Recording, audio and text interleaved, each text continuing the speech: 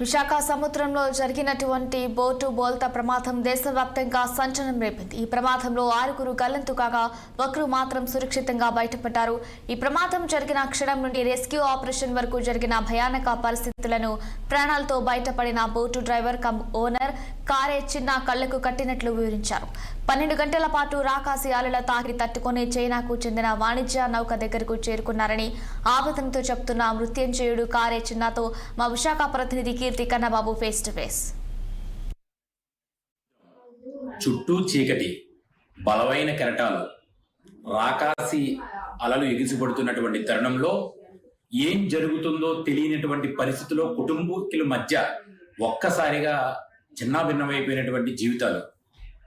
Cut చేస్తే ఏదైతే గడిచిన కొద్ది రోజుల క్రితం ఏదైతే ఈ నెల 4వ తారీఖున విశాఖ సముద్ర తీరంలో గల్లంతైనటువంటి బోల్తా పడినటువంటి ప్రమాదంలో సుమారుగా 6 గల్లంతయ్యారు. ఒక్క కారే చిన్న మాత్రం మృత్యుంజయుడిగా తిరిగి సురక్షితంగా ఇవాళ మన ముందుకు రావడం జరిగింది. అయితే ఆ రోజు అసలు అక్కడ ఏం జరిగింది, అలాంటి దురదృష్టమైనటువంటి పరిస్థితి అక్కడ ఎందుకు వచ్చింది, ఒక్కసారిగా పడవ బోల్తా పడ్డానికి గల కారణం ఏంటి, ఎంతసేపు ఈ చిన్న అక్కడ ఉన్నటువంటి తెప్ప మీద ఏదైతే బోట్ ఏదైతే ఉందో బోటు మీద ఎంతసేపు ప్రాణాలను అరిచేతిలో పెట్టుకుని ఉన్నారు, ఎంత దూరం ఈదుకొని వచ్చారనేటువంటి విషయాన్ని మనతో పాటు మాట్లాడడానికి కారే చిన్న మనతో ఉన్నారు. సుమారుగా 10 నుంచి 12 గంటల పాటు కూడా అంత రాకాశయాలలోని కూడా ఈదుకుంటూ ఒక నావి సంబంధించినటువంటి చైనా నావికి సంబంధించినటువంటి వాణిజ్య బోట్ దగ్గరికి చేరుకొని తన ప్రాణాలు రక్షించుకొని ఇవాళ మన ముందుకైతే కనబడుతున్నటువంటి పరిస్థితి ఉంది. అయితే ఆయన మాటలోనే ఆ రోజు ఏం జరిగిందో అడిగి తెలుసుకునే ప్రయత్నం చేద్దాం. సార్ నమస్తే అండి. అసలు ఆ రోజు ఏం జరిగింది, మీరు ఎప్పుడు వేటకి వెళ్ళారు, ఎప్పుడు తిరిగి వస్తామని ఇంట్లో వాళ్ళకి సమాచారం అందించారు, ఆ రోజు అసలు ఆ రాత్రి అంతా జరిగినటువంటి ఘటన ఒక్కసారి వాళ్ళ కోసం. ఆ రోజు 1వ తారీఖున వెళ్ళాం సార్. 1వ తారీఖున వెళ్ళేసి అక్కడ 29 మైళ్ళ నుంచి 37 మైళ్ళకి పూడిమడ కన్నయ్య లాగారు. 64-65 మీటర్లు లాగితే నైట్ రైలు కూడా ఉన్నాయి, చేపలు కూడా ఉన్నాయి కొద్దిగా ఉంటే మేము 5 టన్నులు పట్టుకెళ్ళాము. అయిపోయింది, అయిపోయింది, వచ్చేస్తాను 23 మైళ్ళు ఆలింగ్ చేసాము, వచ్చేస్తుండగా 10 మైళ్ళు ఉంది జట్టి 10 మైళ్ళు ఉంది.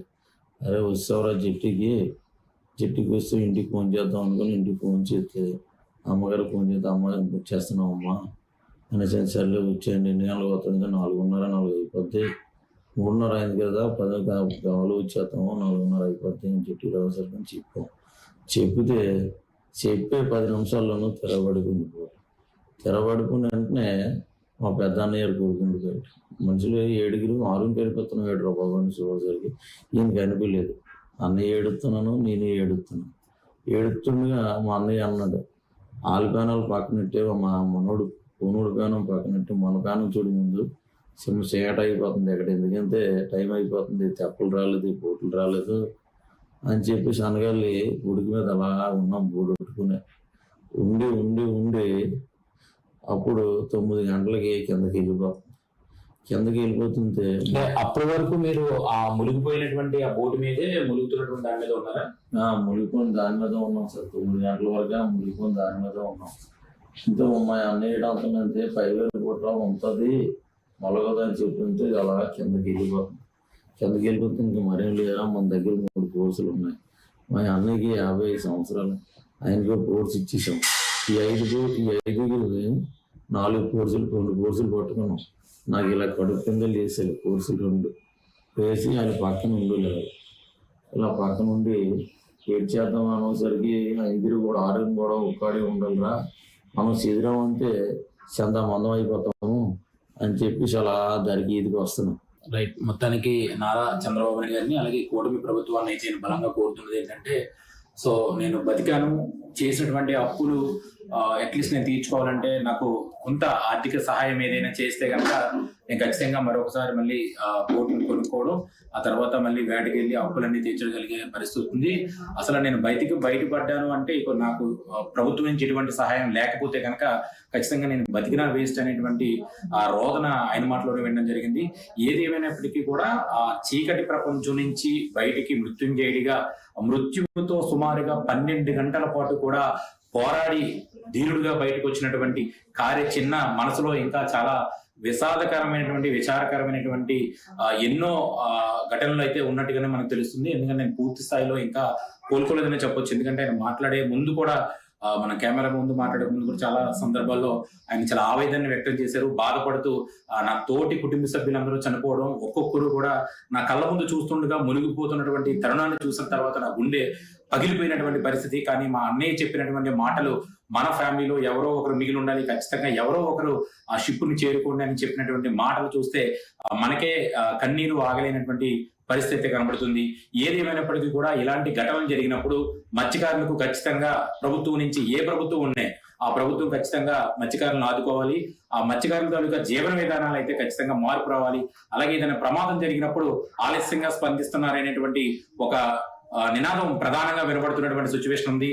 ఖచ్చితంగా ప్రమాదం జరిగినప్పుడు వెంటనే కనుక స్పందిస్తే మిగిలినటువంటి తోటి కుటుంబ సభ్యులు కూడా బతుకుండేవారు అనేటువంటి విషయాన్ని కూడా చాలా స్పష్టంగా కనబడుతున్నటువంటి సిచ్యువేషన్ మనం ఇక్కడ చూడొచ్చు.